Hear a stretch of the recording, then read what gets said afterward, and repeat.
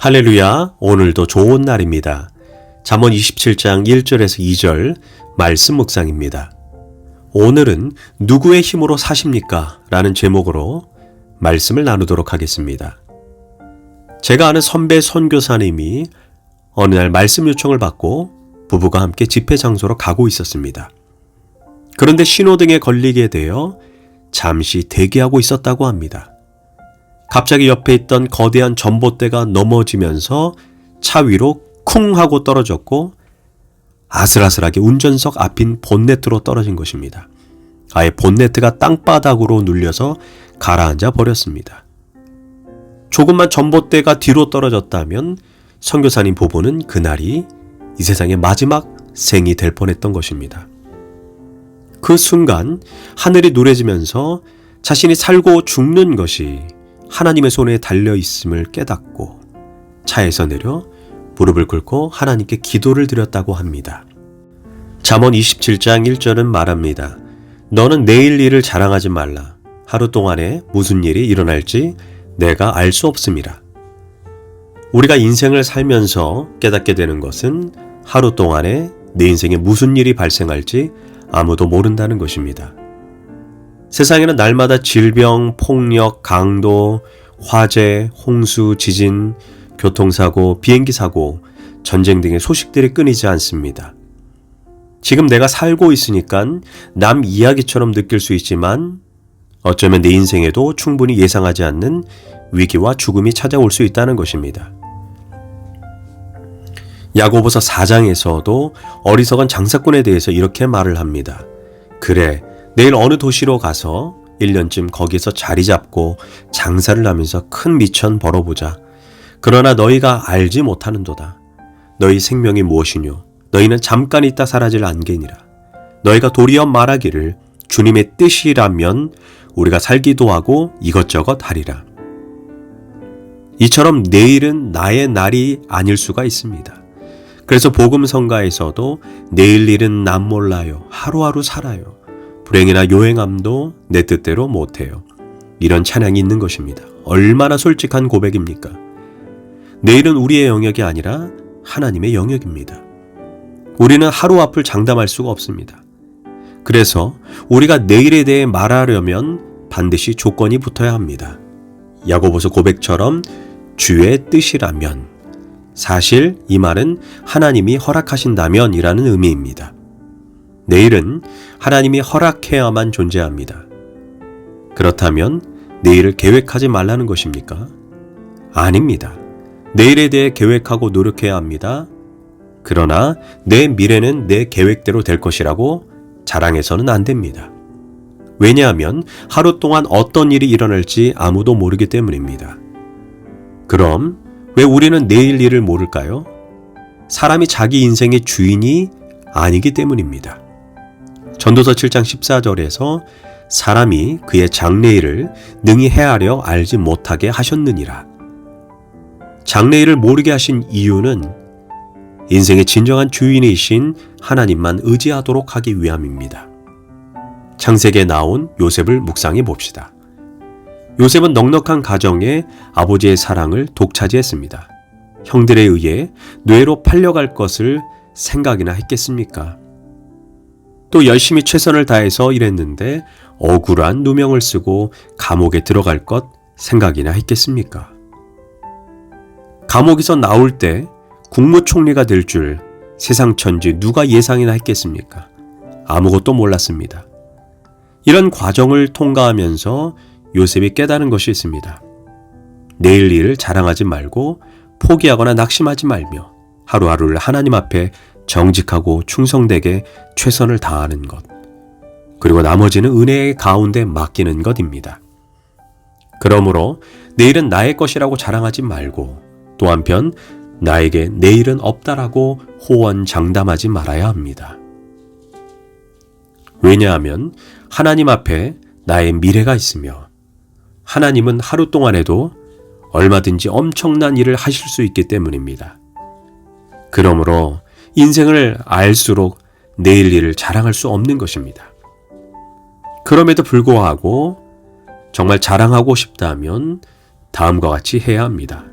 잠언 27장 2절입니다. 타인이 너를 칭찬하게 하고 내 입으로는 하지 말며 외인이 너를 칭찬하게 하고 내 입술로는 하지 말지니라. 자기 입으로 자화자찬하지 말고 남으로 하여금 칭찬하게 하라는 것입니다. 그렇지만 칭찬을 받을 때도 명심해야 합니다. 남이 나를 칭찬해 줄 때도 너무 우쭐대거나 그 이상을 생각해서는 안 됩니다.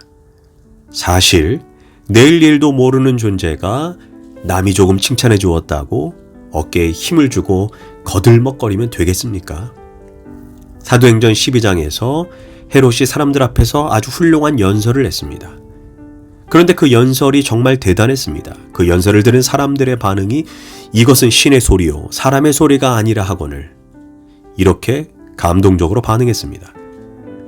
그런데 성경은 헤롯이 하나님께 영광 돌리지 않으므로 주의 사자가 고치니 벌레에게 먹혀 죽었다라고 말합니다. 여기에서 헤롯이 하나님께 영광을 돌리지 않았다라는 표현은 그냥 있는 것이 아닙니다. 헤롯이 연설을 탁월하게 잘할 수 있었던 것은 하나님의 도우심의 손길이 있었다는 것을 전제하고 있는 것입니다. 그런데 헤롯이 그 칭찬을 자기의 힘으로 한 것처럼 영광을 가로챘을 때 그는 파멸을 경험하게 됩니다. 우리는 내일 일을 자랑하는 것도 조심해야겠지만 더더욱 타인이 칭찬해 줄 때도 조심해야 합니다.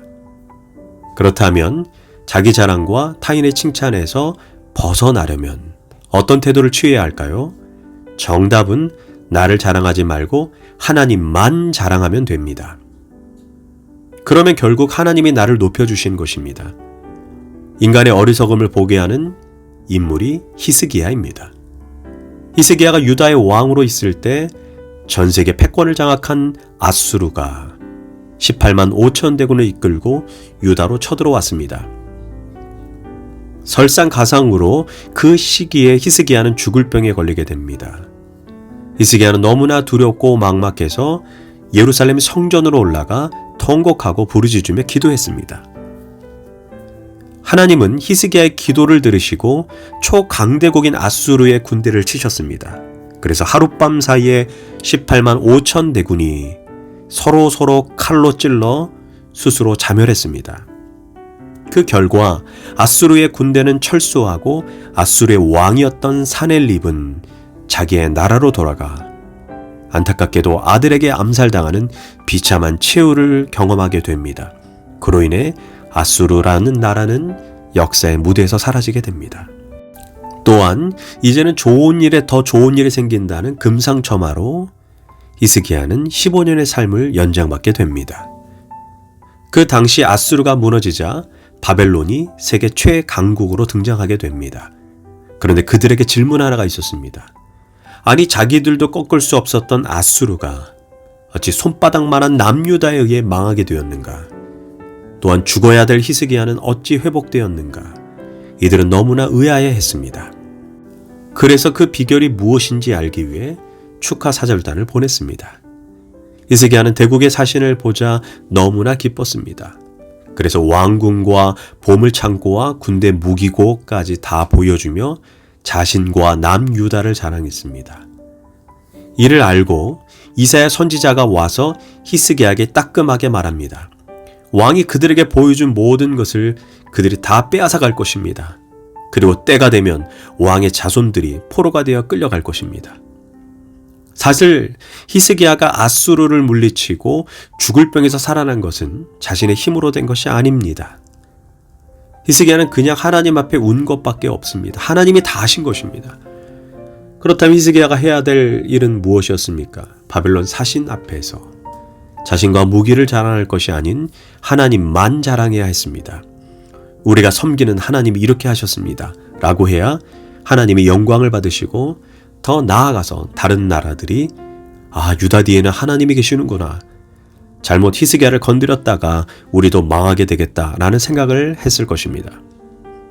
그래야 남유다도 견고해지고 히스기야도 두려움의 대상이 되었을 것입니다. 그런데 어리석게 히스기야는 자신을 자랑하고 자신의 무기고를 자랑했습니다. 결국 하나님을 자랑해야 할 시간에 자기를 자랑했던 히스기야는 마지막에는 망하는 길로 가게 되는 것입니다. 기억해야 합니다. 우리의 삶에 하나님만 자랑해야 합니다. 하나님만 높여야 합니다. 하나님께만 영광을 돌려야 합니다. 기도하겠습니다. 하나님, 내 인생에 누군가 칭찬해 준다고 자고하지 않게 하시고 오직 하나님께만 영광 돌리는 인생 되게 하소서. 예수님의 이름으로 기도합니다. 아멘.